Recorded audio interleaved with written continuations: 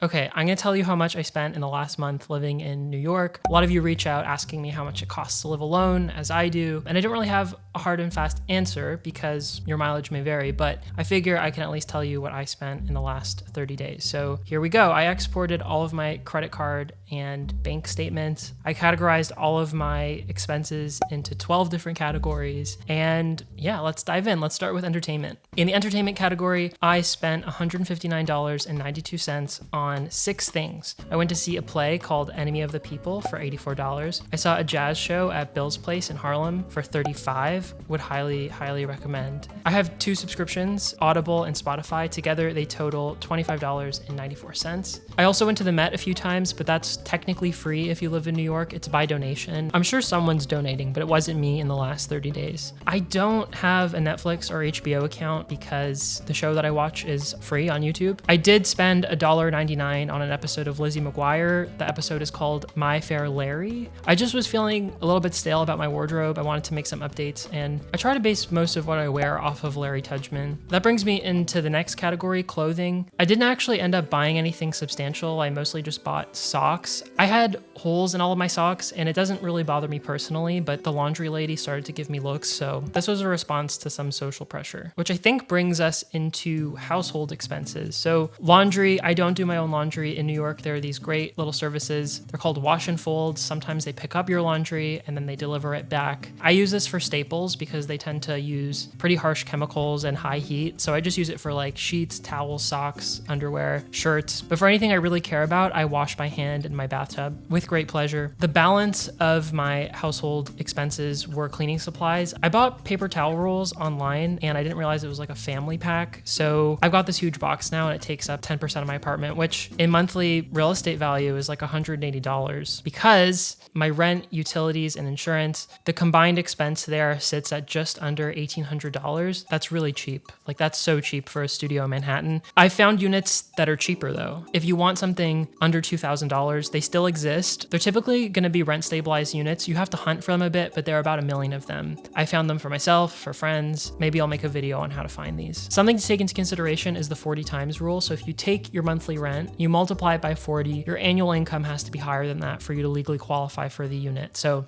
keep that in mind. Telecommunications, I spend $55 a month on internet. I don't know if that's good or bad. I don't want to deal with the telecom company. My personal phone is just over $50 a month. With AT&T, it's a prepaid plan. It works when I go home to visit my family in Canada, so I'm happy. Food, I spent $357.79 on dining. I went for dinner a few times. I also picked up lunch during work a few times. You can definitely spend this much on one dinner in New York. I don't think this is super high. If you drink, it'll certainly be much higher. I spent less on groceries than dining out though. I spent $149. I've been meal prepping quite a bit just because I don't find much joy in cooking for one person. So I try to just get it over with a couple times a week. I think this has had a nice byproduct of driving down my overall costs. So meal prepping is nice. Let's see how long I keep it up. On coffee, I spent $53.69. I actually don't go out for coffee often. I usually make espresso at home, but on Friday nights, I like to sit and think in a diner, and the cost of admission there is a coffee. My favorite thing to spend money on is my bangs because I love my barber. He's so great. I think he's the best in the whole city. I spend $149.50 when I get my hair cut. I do this once every 4 or 5 weeks. I realize that it's more than I spend on groceries. It's an accurate reflection of my priorities. Other than that, I spent $88.55 on gifts, $184 on health, vision, and dental insurance. I haven't actually seen a doctor or filled a prescription since I had that flesh-eating disease thing a couple years ago,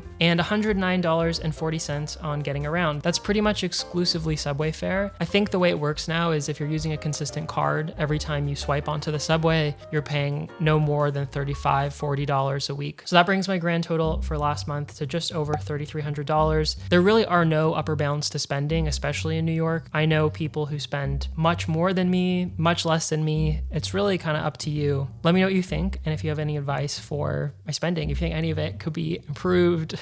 And thanks for watching.